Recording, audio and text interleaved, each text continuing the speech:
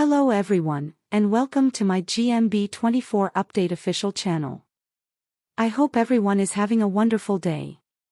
Before we begin, please hit the subscribe button and give this video a thumbs up. Nigel Farage announces the true winner and breaks his silence over the Trump and Zelensky spat.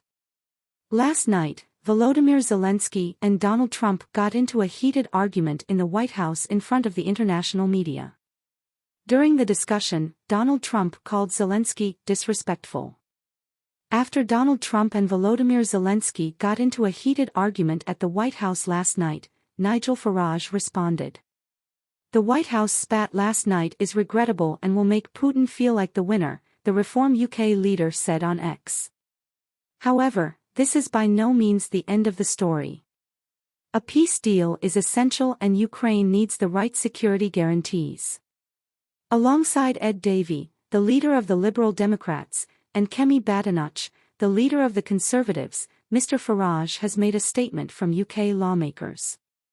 However, Downing Street has thus far maintained a mostly neutral stance, just stating that the Prime Minister had conversations with both Mr. Trump and Mr. Zelensky following the confrontation in the Oval Office. The Conservative leader, Ms. Badenoch, stated that a divided West only benefits Russia and urged respectable diplomacy after the meeting. Following the brief encounter with Mr. Zelensky in the White House, SNP leader Stephen Flynn urged the Prime Minister to withdraw his offer of Mr. Trump's second state visit. The MP commented, "Starmer had better get back up off his knees and revoke that offer of a state visit." Before hosting the summit, the Prime Minister will meet separately with Giorgia Meloni of Italy on Sunday and lead a call with the Baltic nations of Latvia, Lithuania, and Estonia. Along with leaders from Germany, Denmark, the Netherlands, Norway, Poland, Spain, Turkey, Finland, Sweden, the Czech Republic, and Romania, as well as the Secretary-General of NATO and the Presidents of the European Commission and European Council, Mr. Zelensky, Mr. Macron, and Ms. Meloni have been invited to the summit. If a peace agreement with Ukraine is signed, they will talk about the following steps in preparing for security guarantees, which Sir Keir thinks will require U.S. involvement.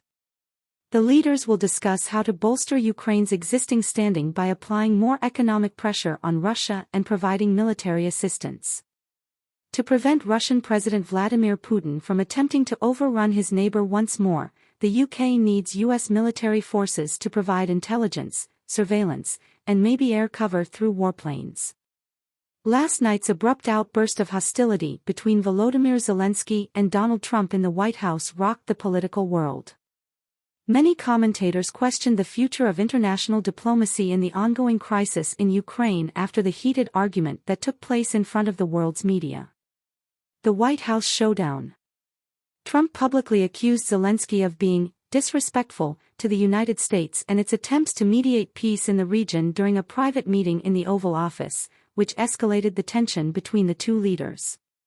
The discussion, which was supposed to center on U.S. military assistance for Ukraine, descended into a heated argument as Trump became more and more irritated with Zelensky's apparent refusal to recognize the military and financial sacrifices the U.S. has made to defend Ukraine. Trump, who had previously defended Ukraine's territorial integrity and sovereignty, reversed course and accused Zelensky of being overly demanding for additional help while not expressing enough gratitude.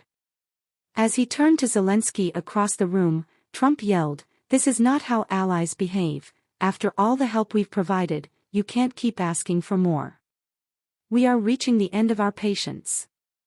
Visibly incensed, Zelensky retaliated, accusing Trump of harming Ukraine's fight to survive Russian attack. "I have not come here to beg for more weapons, Mr. President," Zelensky shot back. "The Western world must stand together, and that is why I am here. The free world will fall with us if we do." Neither side backed down as the yelling match heated up. The White House was obviously unprepared for the meeting's unexpected consequences. After being invited to cover the discussions, the press was taken aback by the intensity of the interaction, which swiftly took center stage in the global media landscape. Putin feels like the winner, is Farage's opinion. Nigel Farage, a former leader of UKIP and Reform UK, was quick to comment on the incident after it happened. Farage, who is well known for his candid and frequently contentious political criticism, voiced his worries about the consequences of the altercation on the social media site X. "The spat in the White House last night is regrettable and will make Putin feel like the winner," Farage tweeted. However, this is by no means the end of the story. Ukraine needs the proper security assurances, and a peace agreement is crucial. Many people who were concerned about the future of international relations after the exchange found resonance in Farage's remarks. He maintained that Russia's President Vladimir Putin, who has been seeking methods to foment discord in the West, may benefit greatly from the breach between Trump and Zelensky. "Any sign of discord among Western leaders only emboldens Putin," Farage stated. "If the West is fractured, it gives Russia the upper hand." Farage's statement was in line with other UK politicians who called for a united front against Russia's aggressiveness, such as Ed Davey, the leader of the Liberal Democrats, and Kemi Badenoch, the head of the Conservative Party. Division and diplomacy. The White House feud quickly had political repercussions in the UK. The Conservative leader, Kemi Badenoch, demanded respectable diplomacy following the dispute. "A divided West only benefits Russia," she said. "We must remain united in our support for Ukraine and ensure that we continue to present a strong front against Putin's ambitions." The Liberal Democrats' leader, Ed Davey, reiterated Badenoch's appeal for unity and said that the backstabbing between Zelensky and Trump was ineffective. "We cannot afford to have disagreements among the leaders of the free world at this critical moment," Davey stated. "The stakes are too high, and the risk of falling into disarray is too great."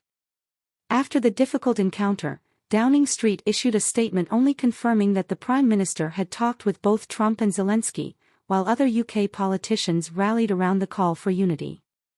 Although there was no urgent plan to change the UK's position on military and diplomatic support for Ukraine, the situation was obviously being constantly watched, according to sources close to the Prime Minister.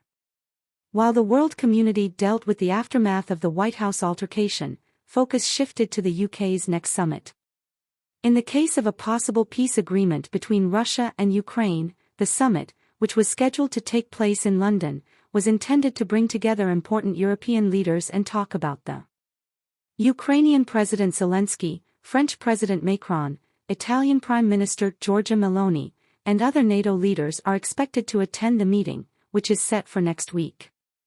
Thanks for watching. If you like this video, so please don't forget to subscribe to my channel and don't miss any updates.